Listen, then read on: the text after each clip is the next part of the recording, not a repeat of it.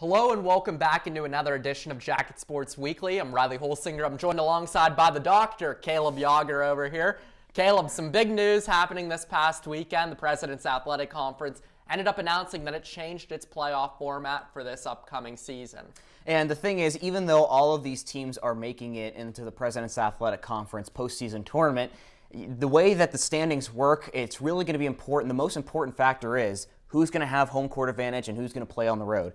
For the women's basketball team, they currently find themselves in the 8th spot, and right now 9 plays at 8, and so Teal would play at Waynesburg, which is great for them to start off. But for the men's side, however, the men's team with the loss against Chatham this past Saturday, they dropped to 8-5 in conference play. And Westminster is in that 4th spot, and the 5 plays at 4. So Waynesburg would be playing at Westminster, and also would depend upon how well we can play against Geneva, because Geneva is kind of competing for a spot too. So we'll see what happens, and it's really going to depend on who plays home and who plays away. Yeah, and the first day of basketball games are coming up pretty quickly here for the President's Athletic Conference playoffs. February 21st is the first day. February 22nd is the second day. But speaking about the men's basketball team, went 1-1 this past week, ended up beating Teal pretty big in its game on Wednesday. And then on Saturday, lost a heartbreaker to Chatham, in which the men's basketball team carried a lead for the entire first half, and then in the second half just kind of fell apart a little bit. Yeah, back on the Teal game on Wednesday, 26 points from Popek, 17 from Knotts, and 12 from Dejon Kirkman, who also got 10 rebounds, double-double machine for the Yellow Jackets. They shot 47% from the field. A great night for them, but then going over to Chatham, they only shot 37% from the field in that game. And Chatham, just to put it simply, Waynesburg did everything they could, but Chatham is just that good of a team, and there's a reason why they've only lost one game this year. Marcos Cintrone for the Chatham Cougars went 4 of 7 from deep, and Waynesburg had the 3-point advantage going into halftime, but a combination of the defensive efforts from Chatham, especially with how well they guarded Popek. Malik Potter was all over Matt Popek. Matt Popek only took 1 3 and he missed it. And also their scoring is just, they're a dangerous team, and they got the win.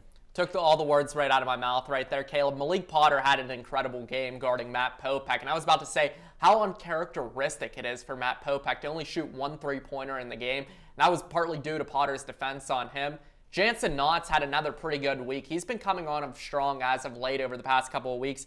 Averaged 16 points per game this past week, but the one glaring issue that's been happening with this Yellow Jackets men's basketball team is not really any bench points, because they're only subbing in one guy. Now in that win against Teal on Wednesday, we saw a couple other guys get subbed in Anton Baker and John Tastinger and Jake Scheit, of course. But other than that, only just 4 bench points this week from the men's basketball team. They'll have 2 games this upcoming week. They'll play at W&J on Wednesday, and then they'll host Westminster Saturday night. That's going to be a long day of Saturday games. And also, that W&J game on Wednesday is going to be huge, because the first time, again, they had a lead in the first half, but they blew it in the second half. And W&J is a rival through and through for all sports for Waynesburg University Athletics. But in terms of standings and what it means for the conference, it's going to be a huge game for them. And to play on the road, it's going to be crucial for them. Yeah, even if they weren't rivals, this would be a pretty big game for this men's basketball team.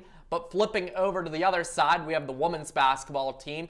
3-game winning streak was snapped on Saturday against Chatham, but this women's basketball team is carrying a lot of confidence despite that loss on Saturday. Brooke Fuller said it herself that she feels like this team still has a lot of confidence left despite losing to Chatham on Saturday here. And Caleb, it's been looking up for the Lady Jackets as of late over the past couple of weeks. And on Wednesday night with that win at Teal, I could imagine their confidence was through the roof.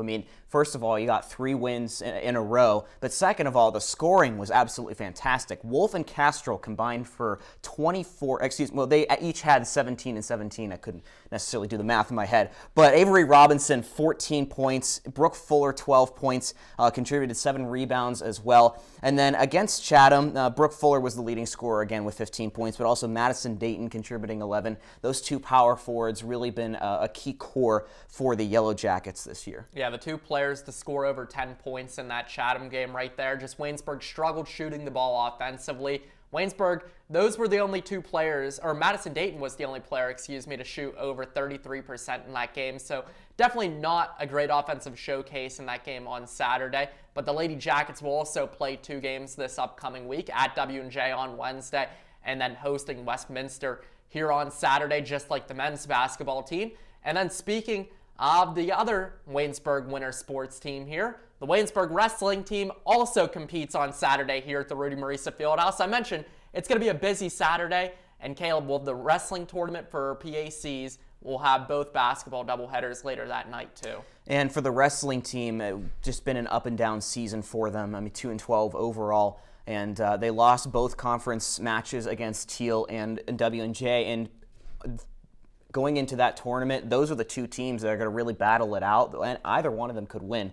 Waynesburg has to do a lot in order to at least stay in it for the PAC tournament, and they've had a lot of injuries. The announcement of Ron Headlee leaving for the Yellow Jackets. It's going to be a difficult journey for them, but they had a week of rest, and that's going to be important for the guys to recover and get to their full strength in order to be the best that they can be this upcoming Saturday. And you mentioned Ron Headlee right here. We'll have him on Jacket Sports Weekly a little bit later in the show. But first, we're going to toss it over to our next segment here on Jacket Sports Weekly with Jesse Kane. He'll be breaking down the men's basketball team.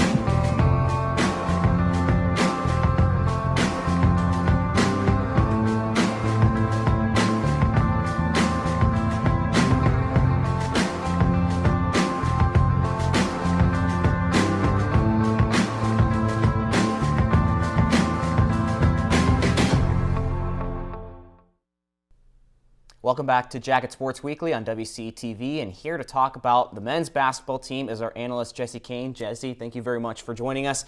And this past week on Wednesday night, the Waynesburg University Yellow Jackets took on Teal. They won 68-56, but then turned around and had a big game on Saturday against the number 1 team in the conference, the Chatham Cougars. They lost 61-49. A low-scoring game for both of these teams, but kind of break down the action for us a little bit. So yeah, Teal, they just played the right way against Teal. I talked to Coach Fusine, and that was his big takeaway from the Teal matchup was they just played the right way, especially on defense. And then offensively, they put forward the points. Popak had 26 on Wednesday against Teal, and then we saw Kirkman again with a double-double, 12 points, 10 rebounds. That's very consistent of him. But like you were saying, these past 6 games, it's been 6 games. They've won, lost, alternating every game, and they just can't continue with a win streak. They can't push forward at the end of this season. And that last loss coming up was against Chatham, and they, as you said, they lost pretty bad. They held them to 61 points, good defensive effort, but just no offense from them at all. So. And it's never great to take a loss, but taking a loss to Chatham, undoubtedly the top team in the President's Athletic Conference right now, is a little bit encouraging to you that this Waynesburg men's basketball team was able to hang around with Chatham and even lead after the first half in that game? Yeah, they played a great first half, but they just lost it in the second half. They went 0 for 4 from the three-point line second half, and when you're trying to keep that lead and then get the lead back once you've lost it, those shots just have to fall. And they shot 37% from the field. So 44 in the first half, and then the second half, they were 9 of 28 with 32%. So that percentage just dropped drastically. Couldn't get their shots. They played pretty well defensively, holding them to 61 points, but you still need your offense to show up. We saw Matt Popek with a low point of 12 that game, and Kirkman with only 8 points, and he was very ineffective in the post as well with 4 rebounds. So we're used to seeing him with those double-doubles, and he just didn't get there with points or rebounds. Heading into Saturday's matchup, Waynesburg was ranked in the top 25. They were actually number 23 in Division III for scoring defense, but the team that was above them at 13 was the Chatham Cougars. I mean, and they just showed that defensive effort on Saturday. And you said Matt Popek had a lower scoring game, but Malik Potter was guarding him, and he just did not give him an inch of space. How good were they defensively on Saturday against the Yellow Jackets? Yeah, Chatham, I mean, Waynesburg doesn't really pride themselves on their offense. They're more focused on defense, and Chatham took advantage of that. They said, if you're going to keep us to low points, we're going to keep you to even lower. And Chatham just executed really well the game plan. Like you said, their defense was spot on with Malik Potter guarding Poe, and they had 4 players in double digits in points, so they really spread the wealth. We see Waynesburg struggles to do that offensively. They had 2 players over double digits, and then the rest, I mean, their bench is rarely involved in these big games, and that's huge when this last stretch comes out. So, big game coming up this week on Wednesday at W&J for this Waynesburg men's basketball team. How important is this to you, Jesse? So this game's huge. I mean, it's W&J for Waynesburg. That's big rivals across all sports. And they lost at home to W&J. I was there. I'm sure we all were there. We partook in that matchup. And it was a close game. It was 61-52. Washington and Jefferson led. And I think Waynesburg's big focus is just to shut down Kyron Mitchell. He's been a star for the Presidents all year. Well, that matchup coming up on Wednesday night for the Yellow Jackets. Thank you very much, Jesse Kane. And when we come back, we're going to be breaking down women's basketball with Tyler Zeman right here on Jacket Sports Weekly.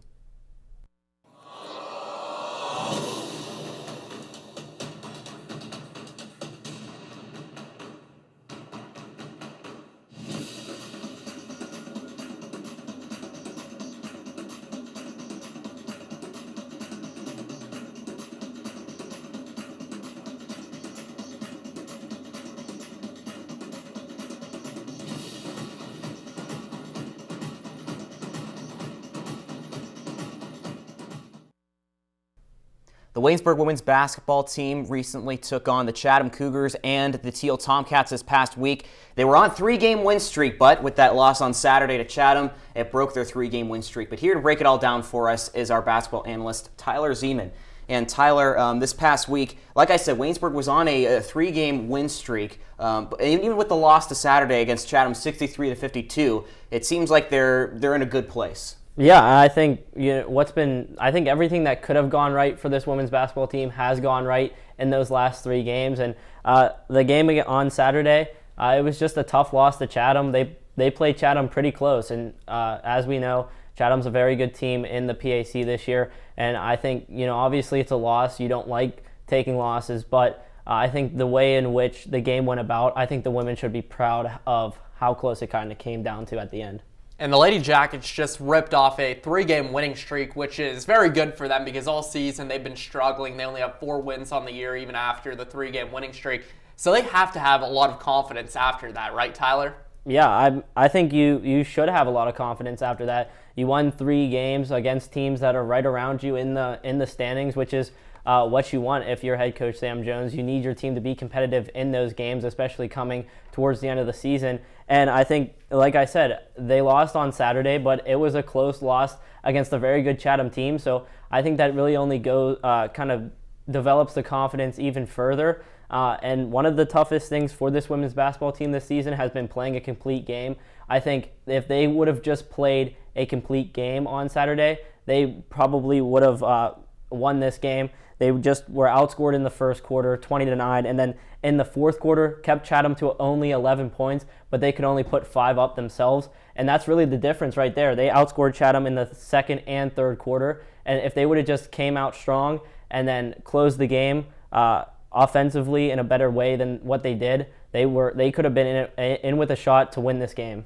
Now let's talk about the forwards for the Waynesburg University Yellow Jackets and Brooke Fuller and Madison Dayton. They combined. Fuller had 15 points. Dayton had 11. How key have they been? How much of a key have they been for this women's basketball team? Yeah, well, Brooke Fuller has been the key all season. I mean, the team has really lived and died by her. If she performs well, then there's probably a good chance that they're going to be in the game come the fourth quarter. If she doesn't play well, then you're looking at probably a bigger margin of a loss. But I think really the key that you mentioned there, Caleb, is Madison Dayton. She has really stepped up for this women's basketball team, coming off the bench, giving this team kind of a solid 6th woman is what this team needs. They can't rely on Brooke Fuller all the time, and we're starting to see this team as a whole just heat up. Madison Dayton, like I said, coming off the bench nicely. In that Teal game, Brooke Fuller had a big supportive cast. Marley Wolf, 17 total points. Castro, 17 total points. Avery Robinson had 12 herself, or 14, excuse me. And they've been controlling the glass nicely, getting a bunch of rebounds. And I think that's really what's been going right for this team. If they just can play a complete game and limit the turnovers especially, I think that this Waynesburg team, come the playoffs, can be very tough. Thank you very much, Tyler, for your analysis. And when we come back right here on Jacket Sports Weekly, we're going to break down wrestling with our analyst, Brock Owens.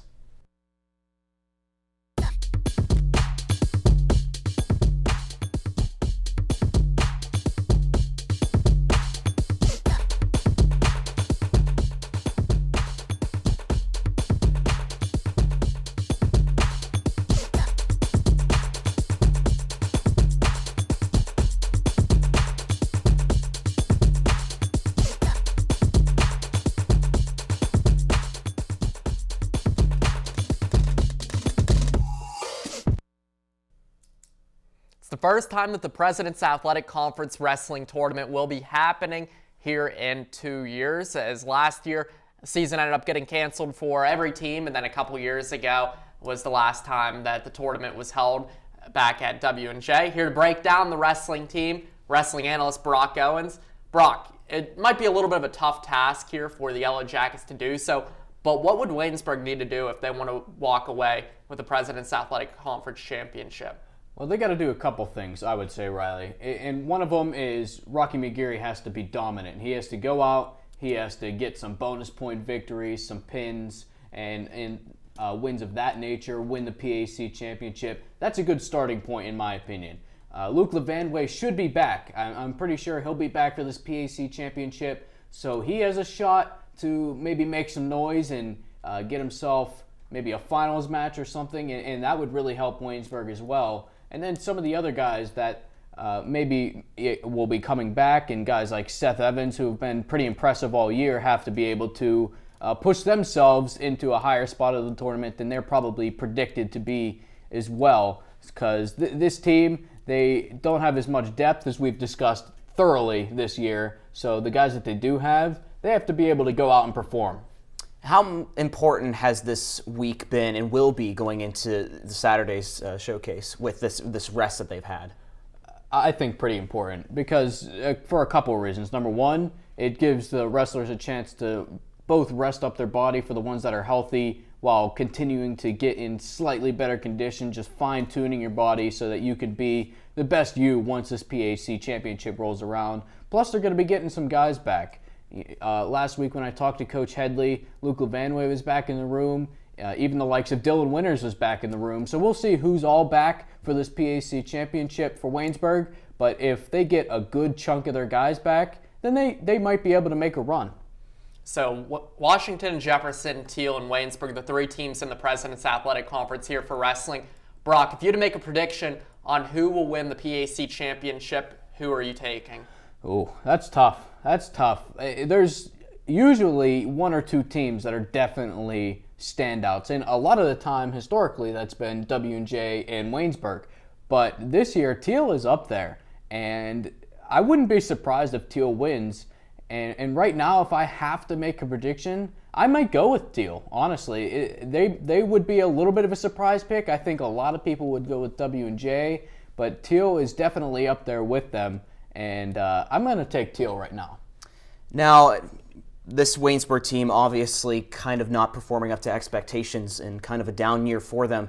And a lot of changes are going to happen this offseason. And how important is this offseason going to be? And what are some of the things they're going to have to do in order to be prepared for next year? Well, of course, you have to find a new head coach. We all know this is Coach Ron Headlee's final year. He's had a great career here at Waynesburg. But if we find a good successor here, for Coach Headlee, then he can pick up where Coach Headlee left off. So that's a good start, and then they have to be able to get their guys back and be able to get them to train over the offseason, get their bodies back in shape, and and heal from injuries and be able to come back and be able to wrestle like they have in the past. This will be a very critical offseason for the Waynesburg wrestling team, like Caleb alluded to right there. Won't have head coach Ron Headlee for the first time in 14 seasons here. But speaking of Ron Headlee, stick around on Jacket Sports Weekly, because when we come back, I will be sitting down with the legendary head coach.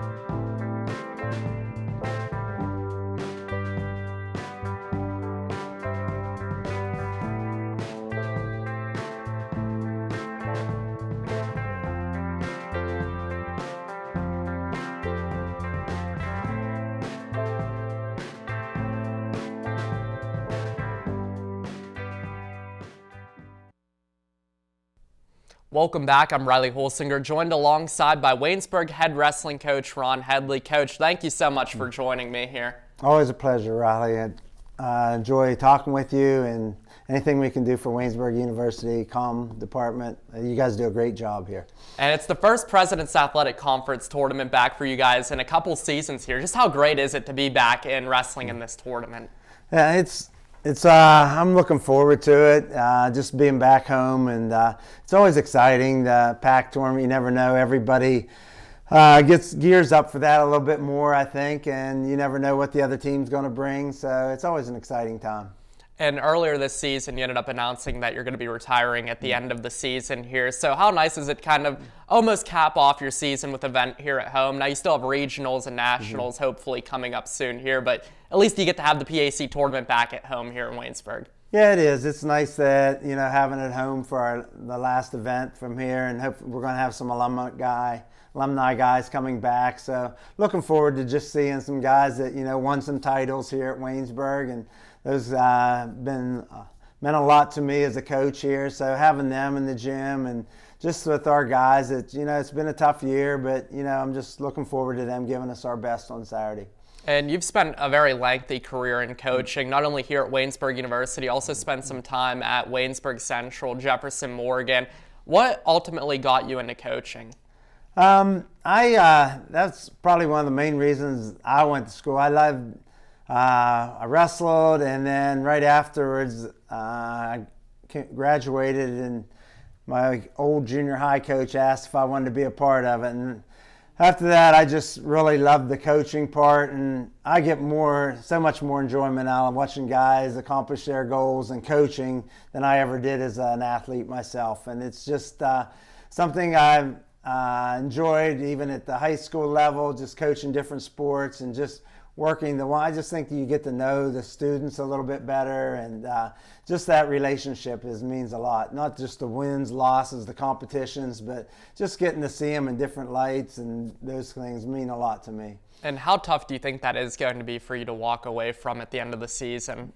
It'll definitely be different next year, just not having to worry about, hey, who's going to make weight, who am I going to have for this match, those kind of things. Those are things that probably won't miss as much, but just the one-on-one time, just being in the room and having fun with guys and enjoying that part. Those are the things that I definitely will miss. And one coach that's been by your side for the majority of your coaching career, John Yates, just explain a little bit more of the relationship between you two. It's just, he was the high school head coach, and when my boys started back in junior high coming up through, I said, hey, I'd like to just help with that program. Took me on. Then I went up with my younger son when he got to the high school level, and John and I just seem like we've always been on the same page. We think a lot alike, and I can't think of a better technician in the room, and just having him come back this last year and helping with our program again just means a lot. He started here with me, and that's the whole reason I took the job. I said, hey, if you'll come on, I'll take the job here. And he's just like another head coach. He knows the sport so well and works so well with our guys. It's just meant a lot to have him. And another coach that you've spent a lot of time with recently, assistant coach Gennaro Bonaventura. Just how great has it been working with him over the past couple of years? Really good. G's taken on a lot of the responsibility as just like a head coach. Like he does a lot. The social media thing he's just really good at. And if you ask anybody, I mean, he knows every wrestler from everywhere, scouting, doing those, recruiting. And he's just done an awesome job with that. I can't say enough about how much he's done for our program. And then over your coaching career here, not only at Waynesburg, Jefferson Morgan, or Waynesburg Central, you got to coach a lot of successful and accomplished wrestlers. Everybody points at Kerry Colac, Coleman Scott, and even recently, Jake Evans. Just how blessed are you to be able to coach some really incredible athletes and wrestlers? I think you hit it exactly right, Riley. I feel blessed. I think God's just put me in a good place here at Waynesburg, and I just give him the glory because it's not me. I just think the people that I just try to surround myself with good people and good coaches and guys that work hard in the room. We just try to get the best out of them. I just, really think that I've been blessed here and throughout. Just, it could have been anyone in those shoes, and just I always just look at it as just trying to guide them to have the best success they can have. And I remember in an interview a couple years ago that I ended up having with you is you said one of your favorite things about coaching wasn't really being able to coach those successful guys. Now, that's obviously a great part of coaching when you have athletes that are that incredible, but it's also those guys in the wrestling room that work hard. And the one guy that pops to mind for me right now is Corey Supon. Guys like those. What really makes you like coaching guys like that? Just they're not just about themselves. They're about the whole team aspect, and they'll do anything to help other people. And, you just know those kind of guys are going to be successful when they get later in life in a job. And if I was an employer looking for someone like that to hire, that they're going to give you everything in the workplace because and he just would do anything, never miss practice, always there. And there's the time commitment that they put in and not seeing a whole lot success on the mat, but just otherwise, it just says volumes of what they do. And, we've had so many of those guys that just contributed like that. And that's why it's been, for me, even Jefferson, Waynesburg, and here, all those kind of things. From the lowest wrestler we had, the most successful, those things those I'll never forget, every one of them. And your son, wrestling runs in your family as well. Your son was a very accomplished wrestler as well, now an assistant coach at Pitt. And you also got to work with him a little bit here at Waynesburg University as an assistant coach while he was here. Just how great was it that you were able to work with your son in wrestling? It was a lot of fun. That very first year, he was still training at West Virginia and would come into our room and work out. And, it was just a great opportunity for me as a dad and get to see him. And now just going and watching him at Pitt, and we talk after the matches, we talk after he was at, and just talk about the pros and cons, things that could have done better at the matches. And it's just one thing that I always loved about that, that we have that great relationship, and he's went on and done well at the coaching level. And I know this is probably a tough question to ask you here through all your years coaching and all the probably great moments that you've had, but if you had to pick one favorite moment in coaching, what would it be and why? I'm not sure if there would be one. I know that question comes up a lot. Is there one particular thing and I can't say that there is one. I mean, there's highlights. I mean, I look back at the Teal and W&J matches a lot of times when we thought we weren't going to win, and somehow we pay. I mean, even the last one 2 years ago over there that we didn't think that was going to be able to win. And then I can think of the one time we're wrestling Teal and Anthony Bonaventura goes into overtime and then gets a fall, and just the excitement on our team bench and in the crowd, those kind of things, just really, and I can still, people had pictures of that, that excitement of everybody around, and those are things that do stand out a little bit about the program. Yeah, and the last time that you ended up winning a President's Athletic Conference title, that was a part of the team back then, just a couple years ago. Yeah. And it was kind of one of those moments as well where we were down in the finals and everything. We had a lot of people step up, Matt Lascola, Josh Kuslock, and then Jake Evans closes off the night. What will you remember most about that PAC title right there? Like you said, I think we had a really bad first round and I can remember us just huddling together and just bringing everybody together and just saying, hey, we had a bad round, now we need to make up for it this round. And just seeing guys rally and just that, I think it makes it even more special when you think, we could have went the other way, could have hung heads a little bit, but I think everybody just pulled together and, that makes it even more special. So this is another big question right here. What has wrestling ultimately taught you in life? I've always said as a coach, I think the discipline of it, my dad always just told me that no matter what I do, try to do it the best of my ability. And I think you do that when people are watching and whenever you're by yourself or you're trying to plan things out. When people don't see it, I'm still trying to do the best that I possibly can. And we've had a rough year, and I feel bad for our guys with injuries and things like that, but still every day just trying to plan a practice, trying to get our guys motivated just to get through, because I still care for every one of those guys that, how hard they work, everyone. And one final question right here. What is next for Coach Headlee? Well, I have 3 grandchildren, so I got one that's just going to be turning 5 in April, little boy, so I'm anxious. I was just wrestling with him on this weekend at his house. He has a little mat, so looking forward to that and spending time. And then, just like you've coached, it's been 40 years. I started in '82, 40 years of coaching. And sometimes you feel like you weren't there for your family, sometimes missing some of their things. And I just want to be there for them and seeing their families grow up and spending time with them. Well, thank you so much, Coach, for joining me here. And make sure you tune in to WCTV for more Waynesburg sports content. Thanks, Riley.